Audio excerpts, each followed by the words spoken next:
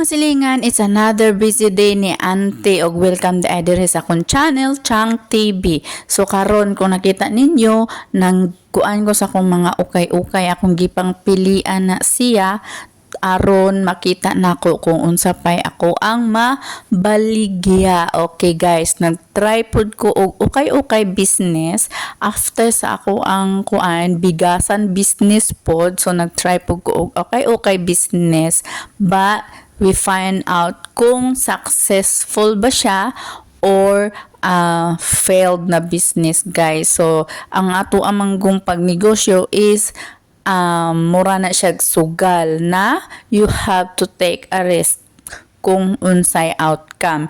If you failed, then you have to accept it. If you success, then enjoy it. So inana ang negosyo mga silingan. So we see how kung unsa joy na hitabo sa ako ang rice business and sa ako ang ukay-ukay business guys. So please remain on my video na dira ra mo malantaw kay aron makabalo pud mo unsay maayo pud na buhaton. Kay for me is a very big learning sa kuan na side na next time makabalo na ta kung unsay mga steps na buhaton.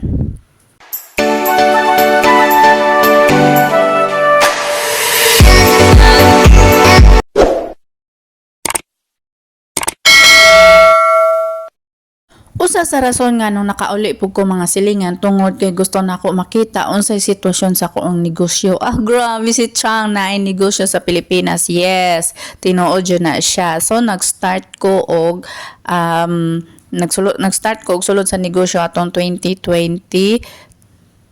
Yes, year 2022 katong after sa pandemic katong murag ni balik na ang mga kuan ni normalize nagbalik ang ato ang kuan ato ang mundo atong earth, di ba, kay grabe man tong pandemic no. So 2022 nag-start ko. So mao to among first na mong gihimong tindahan is ang kanang mini grocery. So nagpautang mig bugas and then naapod may gamay nga grocery sa among tindahan.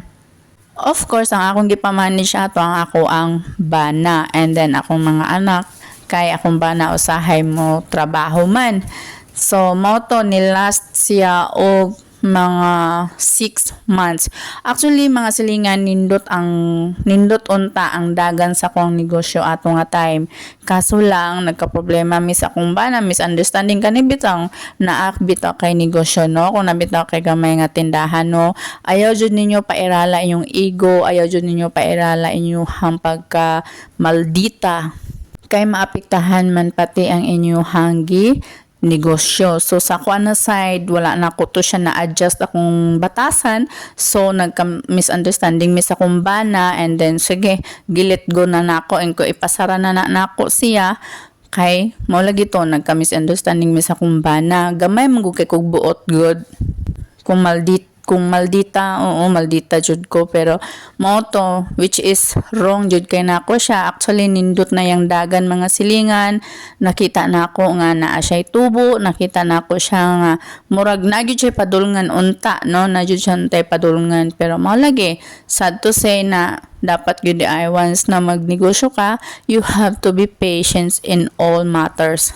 And then na kuan po naapektuhan po siya gamay tungod kay nagtrabaho akong bana and then ako ang panganay na anak is nag-eskwela nagkuha siya og criminology. So naapektahan jud siya gamay kay wala man kayo makamanage, ma-open lang siya og 6 AM to 7:30 and 7:30 AM and then after that mag-close na po siya and mobalik na po siya og 5 PM to 8 PM. So inana kay aron inig uli sa kumbana ay haraman siya ma-open. So while naapa ang katong tindahan ako na isa mga silingan, so nagplan B ko.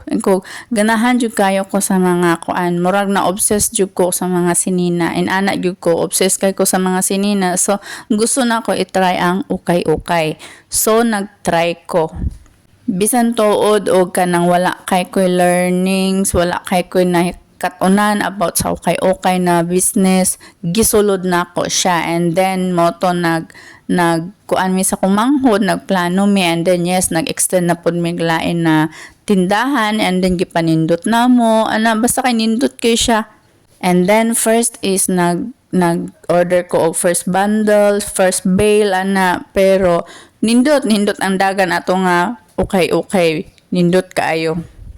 And thankful kaayo ko kay ang akong nangakuha nga mga bale is walay mga damage. Okay, ang pag-ukay-ukay mong mga silingan is very risky jud. Risky jud siya kay ngano wala mo kakabaloon sa sulod ato niya, either mga damage na ba or nindot gyud na siya ikawan ka ng kumbaga win or lose jud ka sa ukay-ukay.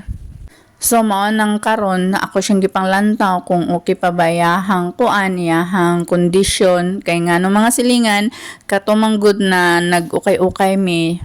First open na mo is gidagsa gyud siya tao kay kanang kamera may nag-ukay-ukay ana nga area pod. So gidagsa siya tao, which is good, di ba? Which is good ang akong gipahandle, akong sister-in-law ang ako ang kamanghuran na manghod. And of course, nag-monitor ko perminti mga silingan kung unsay nahitabo. Daghan kay kuguan na wala nagtrabaho ko diri sa gawas, nag-monitor po ko sa akong isa ka tindahan, di ba? Wow, daghan kay ko kwarta, pero dili siya lalim mga silingan kay ngano. Syempre maghunahuna na pod ka kung unsay next move nimo. So moto na ang ukay-ukay is naman na plaster naman siya. And then katong nga time pod akong manghod, wala pa siya nibalik og trabaho, so siya ang naka-manage.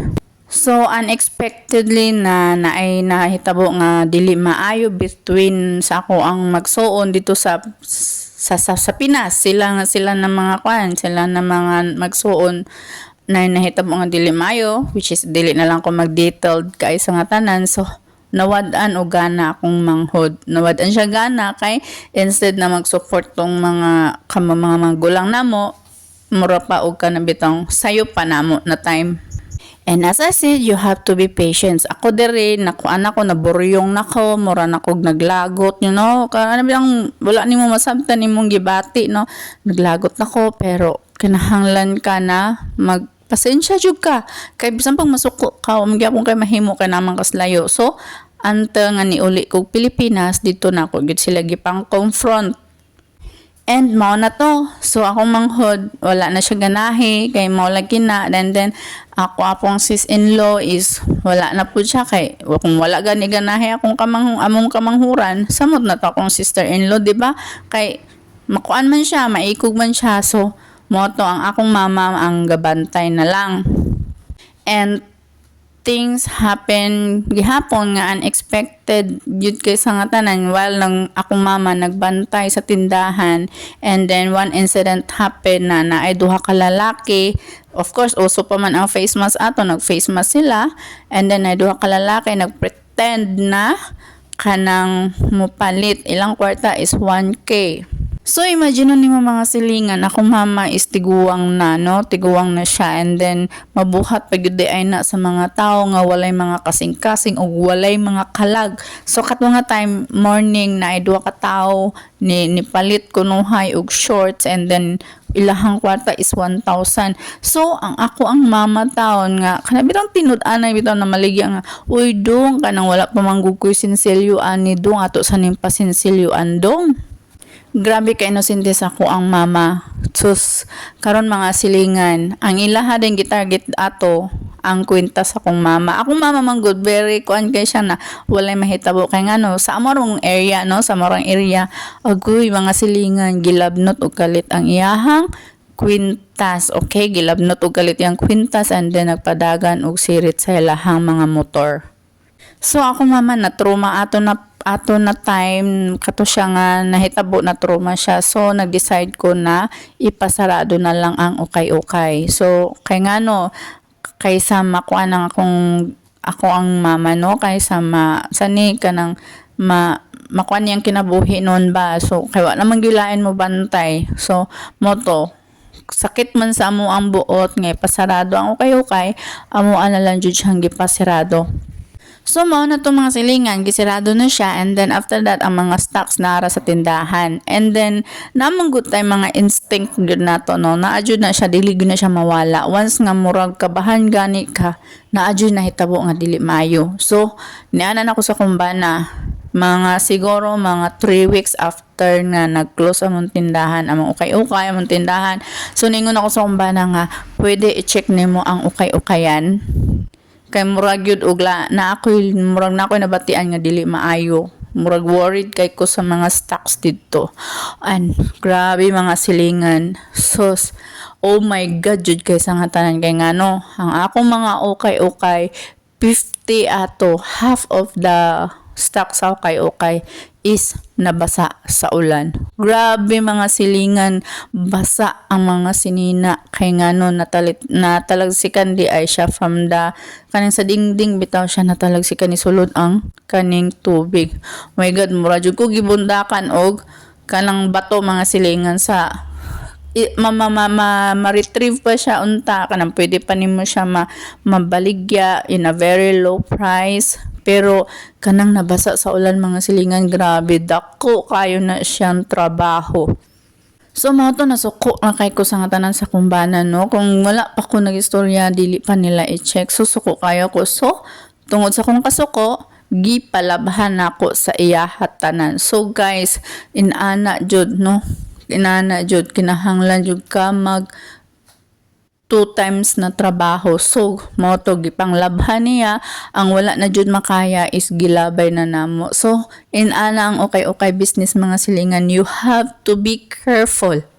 So, mo na to, nasitol na siya, natarong na, nahipos na, and then ko nga hiposon og tarong, kay inig uli na ko pohon, ako ara na siyang atimanon. So, mo ni mga silingan, mo na ni ako ang kuan nga, gipan check na ko siya tagsa-tagsa, kung naabay kanibitang mga molds kay kanimang mga sinina once nga dili siya mauga og tarong, and then i-stock nimo mag-molds na siya, magtalumtom na siya.